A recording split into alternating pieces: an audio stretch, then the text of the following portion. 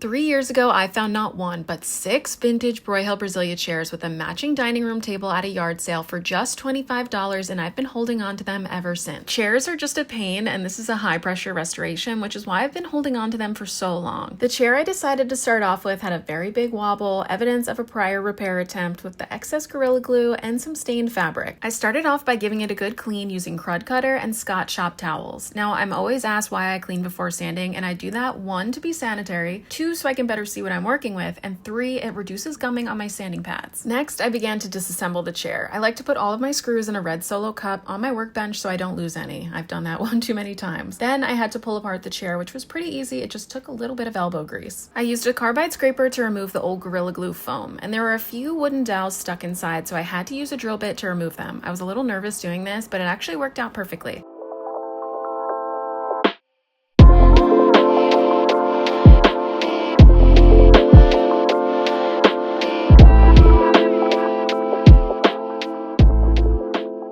And once I got them out, I sanded lightly to remove any Gorilla Glue that I might have missed, just to smooth out the surface. Now you can obviously see how there's some chipped veneer. To fix this, I use Mohawk's medium brown epoxy putty, and this stuff is great. You just knead it with your fingers and place it over the chips. It cures super fast, which is great because then I was able to sand it down to be level with the rest of the surface. Sanding removes some of the original finish and stain, so to fix that, we're following Broyhill's professional color schedule. Now the first step of that schedule is to use Mohawk's medium brown wiping stain. I wiped a coat on, I let it sit for a minute or two, and then wiped it off. I did this on any other areas of the chair that I sanded, like where the dowel pins were. It's not going to be a perfect match because this chair is like 70+ years old, so that's where toner comes in, and I'm using Mohawk's medium brown over any areas that I had stained. Toner is tricky because you don't want to be too heavy-handed, otherwise you can mess up the entire project. This is always the most stressful part for me. But after the toner dried, it was time to reassemble the chair. I put some wood glue into the holes and hammered in my new dowel pins.